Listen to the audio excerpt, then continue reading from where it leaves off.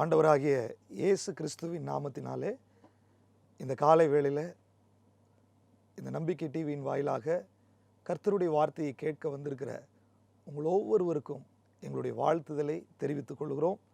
தேவன் ஒவ்வொரு நாளும் நம்மை வித்தியாசமாய் நடத்துகிறார். நம்முடைய ஆண்டவர் நேற்றும் இன்றும் என்றும் மாறாதவராய் இருக்கிறார். அவருடைய வல்லமையும் அவருடைய மகிமையும் ஒரு நாளும் குறைந்து போகவே கிடையாது. வேத புஸ்தகத்தில் தேவனுடைய பிள்ளைகளை அவர் எப்படியெல்லாம் நடத்தினார் என்பதை வேதம் நமக்கு தெளிவாய் சொல்லுகிறது. ஏன் இதெல்லாம் எழுதி வைத்திருக்கிறார் அப்படின்னா, அதே மாதிரி தான் நம்மையும் நடத்த போகிறார். அப்படி தான் நம்முடைய வாழ்க்கையில் அவர் கிரியை செய்ய போகிறார் என்பதை உதாரணமாய் அநேக தேவ பிள்ளைகளை வேதத்தில் நமக்கு கொடுத்திருக்கிறார். அந்த ஆண்டவருடைய பெயரே நேற்றும் இன்றும் என்றும் மாறாத தேவன். அன்னைக்கு அவங்களுக்கெல்லாம் செஞ்சார்னா இன்னைக்கு எனக்கும் செய்வார், இனி எதிர்காலத்திலையும் செய்வார். அப்படிப்பட்ட தேவன், மாற்றமில்லாத தேவன், நம்மை விட்டு விலகாத தேவன், நம்மை எப்போதும் நேசிக்கிற தேவன் இன்றைக்கு நம்மோடு கூட இருக்கிறார். அதனால் இன்றைக்கி காலை வேளையில் கலங்கி போய் சோர்ந்து போய் தளர்ந்து போய் ஒருவேளை உங்களுடைய ப்ராக்டிக்கல் லைஃப்பில் ஏதாவது பாதிப்புகள் இருந்துருச்சுன்னு சொன்னால், இன்றைக்கி ஆண்டவர் சொல்கிறாரு, நீங்கள் சோர்ந்தே போக வேண்டாம், நம்முடைய ஆண்டவர் இன்றும் ஜீவிக்கிறவராக இருக்கிறார். அதனால் இன்றைக்கு காலை வேளையில் கர்த்தர் உங்களோடு கூட பேசுவாராக. இன்றைக்கு நம்முடைய சிந்தனைக்காக ஒரு வேத பகுதியை நம்ம வாசிக்க போகிறோம். ரோமருக்கு எழுதின நிருபம் 8ஆம் அதிகாரம் 17வது வசனம். நாம் பிள்ளைகளானால் சுதந்திரரும் ஆமே, தேவனுடைய சுதந்திரரும் கிறிஸ்துவுக்கு உடன் சுதந்திரரும் ஆமே, கிறிஸ்துவுடனே கூட நாம் மகிமைப்படும்படிக்கு அவருடனே கூட பாடுபட்டால் அப்படியாகும். இந்த வேத பகுதியை நீங்கள் கொஞ்சம் நல்லா கவனித்து பார்த்தீங்கன்னா, நாம் தேவனுடைய பிள்ளைகளாய் இருக்கிறோம் என்பதை வேதம் நமக்கு பல இடத்துல சொல்லியிருக்குது. யோவான் 1ஆம் அதிகாரம் 12வது வசனத்தில், அவருடைய நாமத்தின் மேல் விசுவாசம் உள்ளவர்களாய் அவரை ஏற்றுக்கொண்டவர்கள் எத்தனை பேரானாலும், யாரெல்லாம் இயேசு என்ற நாமத்தின் மேலே விசுவாசம் வைத்து அவரை ஏற்றுக்கொள்ளுகிறார்களோ, வேதம் சொல்லுகிறது அவர்கள் தேவனுடைய பிள்ளைகள் என்று வேதம் சொல்லுகிறது. அப்போ நம்மெல்லாம் ஆண்டவருடைய பிள்ளைகள். நிறைய நேரத்தில் நம்ம ஆண்டவருடைய பிள்ளைகள் என்று நம்ம விசுவாசிக்கிறோம், அவரை அப்பான்னு கூப்பிடுறோம், தகப்பனேன்னு கூப்பிடுறோம், அதில் எந்த விதமான மாற்றமும் இல்லை. ஆனால் வேதம் நமக்கு ரொம்ப தெளிவாக சொல்லியிருக்குது, நீங்கள் பிள்ளைகளாய் இருக்கிறது மாத்திரமல்ல, நீங்கள் எப்பொழுது என் பிள்ளைகளாய் மாறினீர்களோ அப்பொழுதே நீங்கள் சுதந்திரராயும் இருக்கிறீர்கள். எப்பெல்லாம் என் பிள்ளைகள் என்று உங்களை நான் அழைக்கிறேனோ அல்லது நீங்கள் அதை விசுவாசிக்கிறீர்களோ அப்பொழுதே என்னுடைய எல்லா ஆசீர்வாதத்திற்கும் என்னுடைய எல்லா ஐஸ்வர்யத்திற்கும் நீங்கள் சுதந்திரவாளிகள். இந்த ஒரு ஏரியாவையும் நம்ம விசுவாசிக்கணும். வேதம் அப்படி தான் சொல்லுகிறது, நீங்கள் பிள்ளைகளானால் சுதந்திரருமாமே. நம்ம சுதந்திரவாளிகள். பல நேரங்களில் இந்த வேதத்தில் இருக்கிற ஆசீர்வாதங்கள் எல்லாம் விசுவாசத்தின் வழியாக தான் நாம் பெற்றுக்கொள்ள முடியும். நீங்கள் எதையெல்லாம் விசுவாசிக்கிறீர்களோ அதையெல்லாம் பெற்றுக்கொள்வீர்கள். விசுவாசம் இல்லாமல் தேவனுக்கு பிரியமாக இருப்பது கூடாத காரியம். அவர் என்னுடைய பாவத்தை மன்னிப்பார். நீங்கள் விசுவாசிங்க, பாவம் மன்னிக்கப்படும். அவர் எனக்கு சுகம் கொடுப்பார். நீங்கள் விசுவாசிங்க, சுகம் உண்டாகும். அவர் என்னை ஆசீர்வதிப்பார். நீங்கள் விசுவாசிங்க, உங்களுக்கு ஆசீர்வாதம் வரும். ஆண்டவர் தன்னுடைய சர்வ வல்லமையும் நமக்காக ஓப்பன் பண்ணி வைத்திருக்கிறார். நீங்கள் எதெல்லாம் விசுவாசிக்கிறீங்களோ அதை பெற்றுக்கொள்ளலாம் அவர்கிட்ட. இன்னைக்கு காலையில் கூட ஆண்டவர், நீங்கள் என்னுடைய சுதந்திரவாளிகள் என்பதை நீங்கள் விசுவாசிங்க. சுதந்திரவாளின்னு என்ன? ஒரு அப்பாவுக்கு ஒரு பையன் இருந்தான்னா அப்பாவுடைய அத்தனை சொத்துக்கும் ஆஸ்திகளுக்கும் பையன் சுதந்திரவாளி. அப்போது இன்னைக்கு வேதம் சொல்லுகிறது, நான் ஆண்டவருடைய பிள்ளையானால் ஆண்டவருடைய சகல ஆசீர்வாதத்திற்கும் சகல காரியத்திற்கும் நான் சுதந்திரவாளியாக இருக்கிறேன். நான் சுதந்திரவாளியாக இருக்கிறேன். அப்படிப்பட்ட ஒரு நம்பிக்கை இன்றைக்கு காலையில் உங்களுக்கு வர வேண்டும். பிள்ளைகள் தான் சுதந்திரவாளிகளாக இருக்க முடியும். அப்போது பல நேரங்களில் நமக்கு பிள்ளைகள் என்ற அந்த உணர்வே நம்மளை விட்டு போயிடுது. ஆண்டவரை வேதத்தில் பல விதத்தில் நம்ம பார்க்குறோம். அவரை தெய்வமாகவும் நம்ம மக்களாகவும் நம்ம பார்க்குறோம். அவரை ராஜாவாகவும் குடிமக்களாகவும் பார்க்குறோம். அதே நேரத்தில் அவர் தகப்பனாகவும் பிள்ளையாகவும் நம்ம அதை பார்க்கணும்.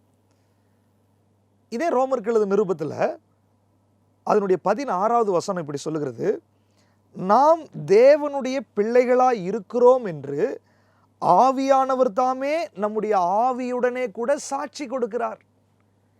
அப்போ ரட்சிக்கப்பட்ட ஒவ்வொரு பிள்ளைகளுக்குள்ளேயும் ஆவியானவர் சாட்சி கொடுத்துட்டே இருக்கார். நீ தேவனுடைய பிள்ளை, நீ தேவனுடைய பிள்ளை, நீ தேவனுடைய பிள்ளை. அதை நாம் மறந்து போகக்கூடாது.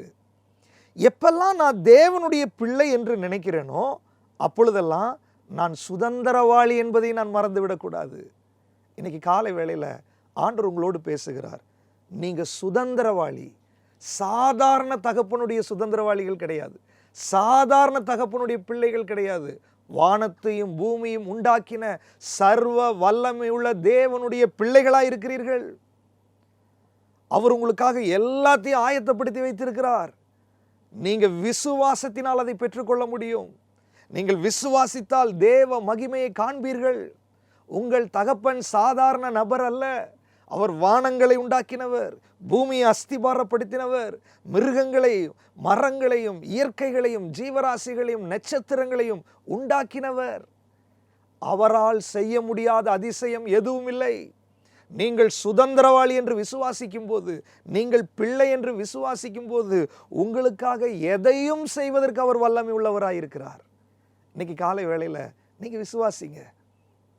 நான் சுதந்திரவாளி, நான் எதையும் பெற்றுக்கொள்வதற்கு தகுதியுடையவன். ஆண்டவர் உங்களை தகுதிப்படுத்துகிறார். அவருடைய பிள்ளைன்னு சொல்லும்போது உங்களை ஆசீர்வாதத்துக்கு அவர் தகுதிப்படுத்தி விட்டார். இன்னைக்கு காலை வேளையில் நீங்கள் சுதந்திரவாளியாக இருக்கிறீர்கள் என்பதை உங்களுக்கு ஞாபகப்படுத்துகிறார் ஆவியானவர். சுதந்திரவாளி சோர்ந்து போய் உட்காரலாமா? சுதந்திரவாளி கலங்கி கொண்டிருக்கலாமா? சுதந்திரவாளி பயந்து கொண்டிருக்கலாமா? சுதந்திரவாளி சுதந்திரிக்க எழும்ப வேண்டும். நீ சுதந்திரிக்கணும். கானான் தேசத்தை இஸ்ரவேல் ஜனங்கள்கிட்ட ஆண்டவர் சொல்லும்போது நீங்கள் போய் சுதந்திரியுங்கள் அப்படின்னாரு. யோசுவாட்ட சொன்னார், நீ எந்த மட்டும் அசதியா இருப்ப, போய் சுதந்திரி. நம்ம அசதியா இருக்கக்கூடாது. சுதந்திரவாளிகள் எழும்பி சுதந்திரிக்க வேண்டும். உங்களுக்காக தேவன் வைத்திருக்கிறதை, உங்களுக்காக தேவன் ஆயத்தமாக்கி வைத்திருக்கிறதை, உங்களுக்கான நன்மைகளை, உங்களுக்கான ஆசீர்வாதங்களை, உங்களுக்கான விடுதலைகளை சுதந்திரிப்பதற்காக என்றைக்கு நீங்கள் எழும்புகிறீர்களோ அன்றைக்கு தேவன் உங்களுக்கு அதை கொடுப்பதற்கு ஆயத்தமாயிருப்பார். பல நேரங்களில் நம்ம அதை சுதந்திரிக்கிறதற்கு எழும்பாததுனால நிறைய காரியங்களை நம்ம இழந்து போய் விடுகிறோம். ஒன்று, நான் சுதந்திரவாளி நான் நம்பலை. இன்னொன்று, நான் அதை சுதந்திரிக்கிறதற்காக எழும்பவில்லை. இன்னைக்கு காலை வேளையில் ஆண்டவர் உங்களை சுதந்திரிக்கிறதற்காக எழும்புங்கள் என்று சொல்லி உங்களோடு கூட பேசுகிறார். எப்படி இதை சுதந்திரிக்க முடியும்? அதற்கான ஃபார்முலா என்ன அப்படின்னா, வேதம் ரொம்ப தெளிவாய் சொல்லியிருக்கிறது. அந்த வசனத்தினுடைய அடுத்த பகுதியை நீங்கள் பாருங்கள். கிறிஸ்துவுடனே கூட நாம் மகிமைப்படும்படிக்கு அவருடனே கூட பாடுபட்டால் அப்படி ஆகும். நான் எனக்கான ஆசீர்வாதங்களை சுதந்திரித்து கொள்ள வேண்டும். எனக்கான விடுதலைகளை நான் சுதந்திரித்து கொள்ள வேண்டும். தேவன் எனக்கு வைத்திருக்கிறதை நான் அனுபவிக்க வேண்டும் என்று யாரெல்லாம் விரும்புகிறீர்களோ அதற்கு வேதம் சொல்லுகிற ஒரு ஃபார்முலா என்ன தெரியுமா? கிறிஸ்துவுடனே கூட நீங்கள் சுதந்திரவாளிகள், அவரோடு கூட அவருடைய உடன் சுதந்திரவாளிகள் என்று வேதம் சொல்லுகிறது. அப்படின்னா என்ன அர்த்தம்? கிறிஸ்துவோடு சேர்ந்து தான் நம்ம போய் என்ன பண்ண போகிறோம்? அதை சுதந்திரிக்க போகிறோம், ஆசீர்வாதங்களை.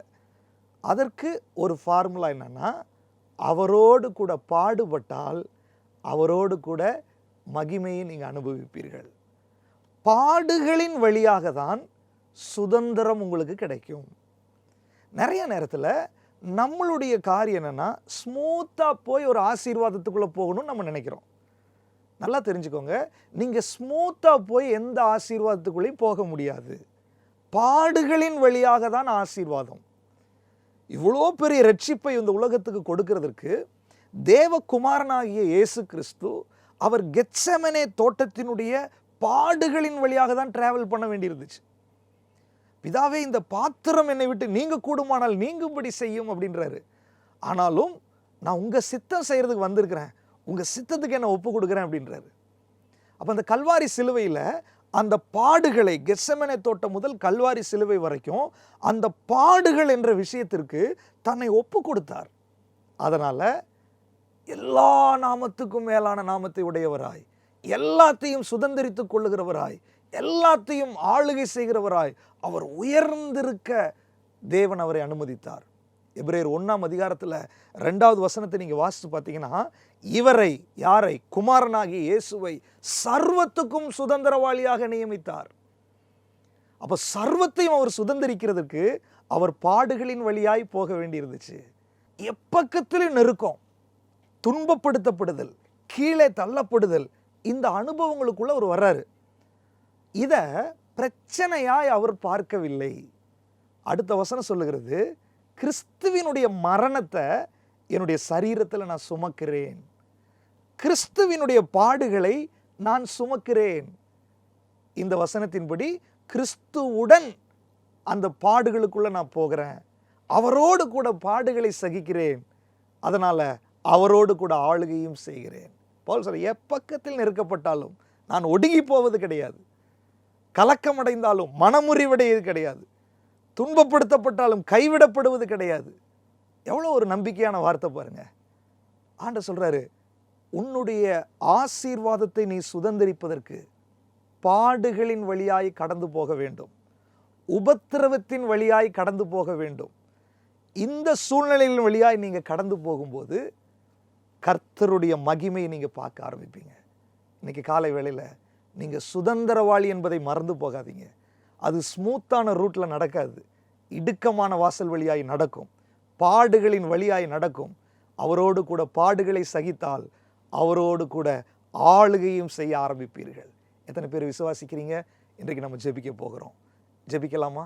நல்ல ஆண்டவரே, இன்றைக்கு யாரெல்லாம் இந்த வார்த்தையை கேட்டுக்கொண்டிருக்கிறார்களோ அவர்கள் உம்முடைய பிள்ளைகள். ஆண்டவரே, நாங்கள் வேதத்தில் வாசித்தோம், அவர்கள் பிள்ளைகளானால் சுதந்திரவாளிகள். நீர் சர்வத்துக்கும் சுதந்திரவாளி. அப்போ உங்க பிள்ளை, நாங்களும் சுதந்திரவாளி. ஆனால் அந்த சுதந்திரத்தை பாடுகளின் வழியாக தான் நாங்கள் பெற்றுக்கொள்ள முடியும். ஆண்டவரே, இன்றைக்கு என்னென்ன பாடுகள், வேதனைகளின் வழியாய் உம்முடைய பிள்ளைகள் கடந்து போகிறார்களோ அந்த வழி அது வேதனையாய் அவர்களுக்குள் மாறாதபடி, இது உபத்திரவத்தின் வழியாய் நான் சுதந்திரிக்க போகிற ஆசீர்வாதத்தினுடைய பாதை என்பதை அவர்கள் புரிந்து கொள்ளும்படி நீர் கிருபை செய்யுங்க.